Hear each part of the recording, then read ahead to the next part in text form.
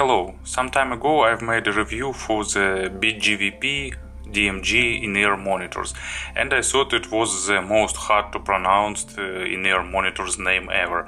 But you know, I was wrong, and now I've got even more awful name. It's BQEYZ KB100. So someone in comments suggested me to pronounce that as BQEYZ, and I think it's more easy to pronounce version, so I will use it.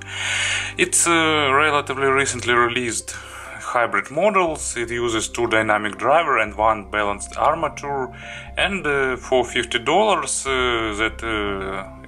that this model costs on Pen and Audio Shop in Pen and Audio Shop, I think it's really good and really nice in-ear monitors. But let's have a closer look. Box is small and relatively simple in design, but I think it's a great idea because, you know, bigger boxes are just wasting storage space somewhere in your bookshelf or somewhere else.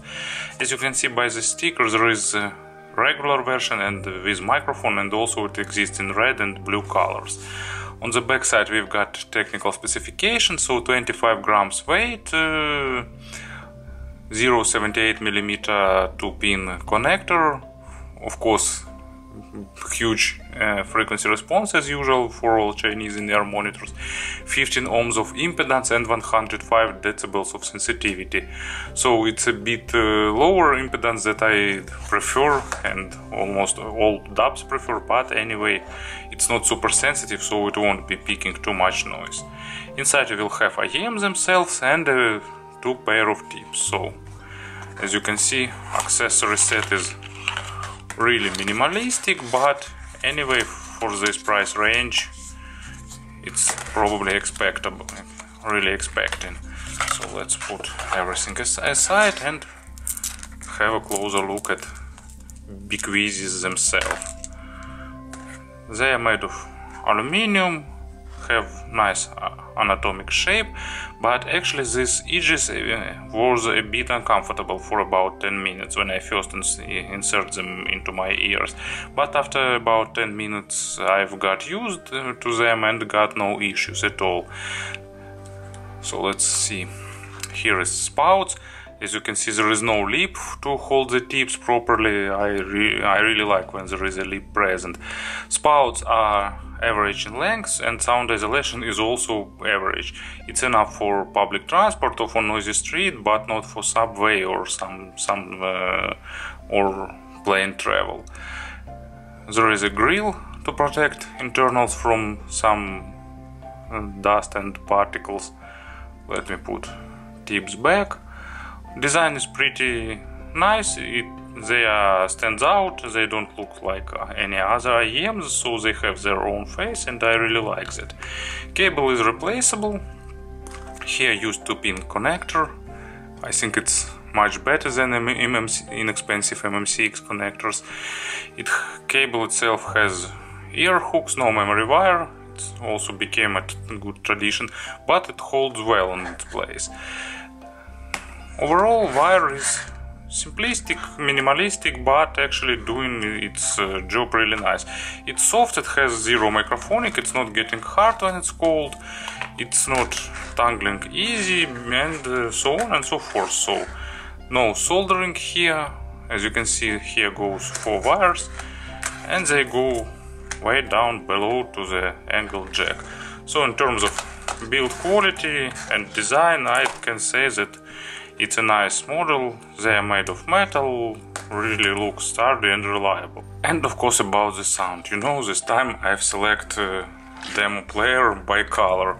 As you can see, they are matching perfectly. So new Aston Kern SP1000M and BQEYZ 100. So sonically it's really interesting model. You know, they've tuned it in a bit unusual way. They didn't make typical V-shaped tuning. Instead, they created really interesting representation with a bit accented lows, normal mids, and recessed treble. Pretty unusual for typical Chinese hybrid models. So it's really fun in-ear monitors, you know, not for those who'd like to hear all the tiny nuances, all the tiny details, but for modern music, for example, it's really great. But let's move step by step. So bass here is really good. It has nice depth, it has great body, you know, it's really how to say it, maybe not overwhelming, because overwhelming means that it's too much of bass, but here it's just solid, really rock solid, with great body, with great weight, and it's perfectly balanced. You know, it's not too much, it's close to being too much, but it's not crossing that line, and it's just giving a perfect amount of bass with good depth and pretty normal control, especially for D players. Usually, even if an expensive model has deep bass, control isn't well. Here it's controlled nicely. Of course, it's not the deepest model, but depth is pretty nice, and especially they sound really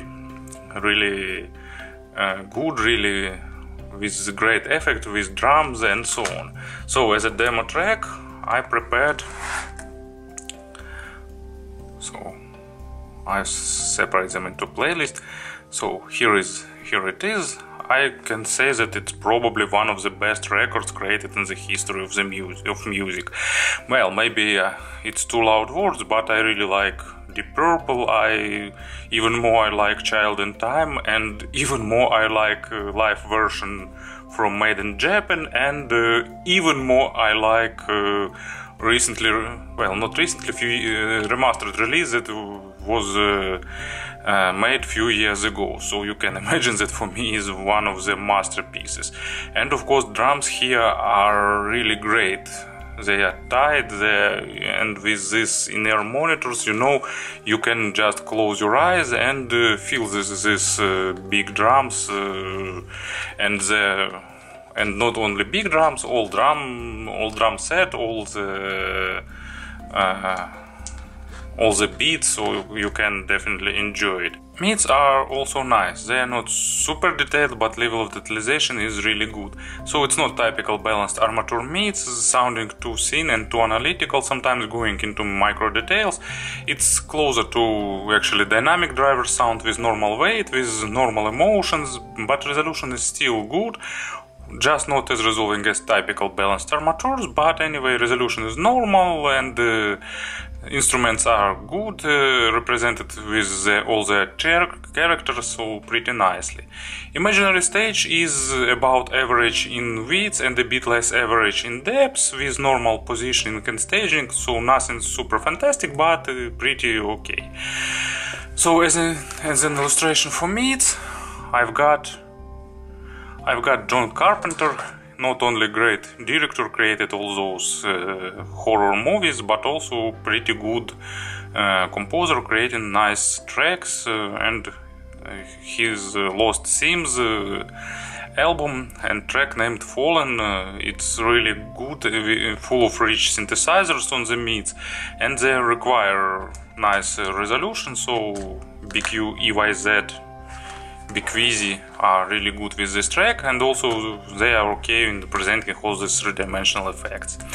And the treble here is done in very relaxed style, in very relaxed manner. It has normal resolution and normal detalization and actually pretty good extension, but they just drop the level of treble pretty noticeably.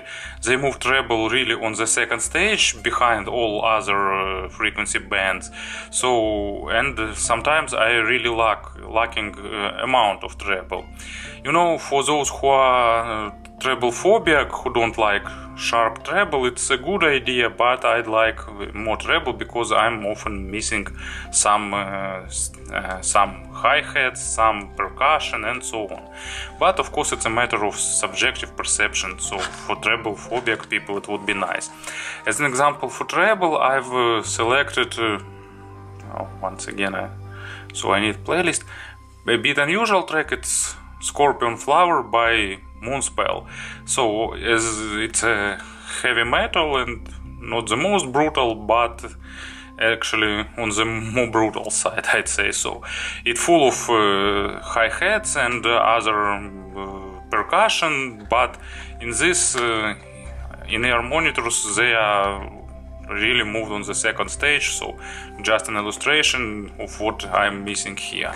But anyway, it's really nice model, especially if you're listening to the genres not requiring really a lot of treble.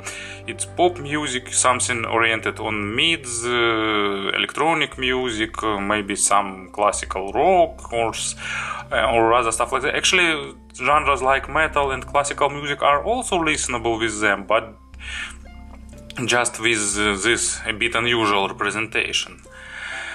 So it's a matter of your taste. Once again, I can say, speaking about some comparisons, what we have got in this price range, you know, maybe not in this price range, TRNV80 for example, another hybrid model, pretty popular. The BQEYZ are better on bass, they are deeper, more punchy, more energetic, more realistic, and probably better on mids because mids are more lifelike. But TRN have more treble, so I like more treble. So if you need in treble, you can look for example at TRN, or another example in this price range, it's Kinera Seeds. Also, this model is better on lows. On mids, I'd say they are on par. Seeds are a bit more resolving, those are a bit more weighty. It's a matter of subjective preference. Level is the same, it's just a bit different representation. And on the treble, Kinera has more treble. For me, for example, I prefer more treble. For other people who don't like treble, this model will be better. So as usual, it's a matter of subjective taste. So to summarize everything, BQEYZ created really interesting models that gain more and more popularity. And if you're looking for something with really good lows and with nice mids, and if you don't want any traces of aggression on treble, it's a model for you definitely. They are nicely built, they are sounding really interesting and so on. Thank you for attention.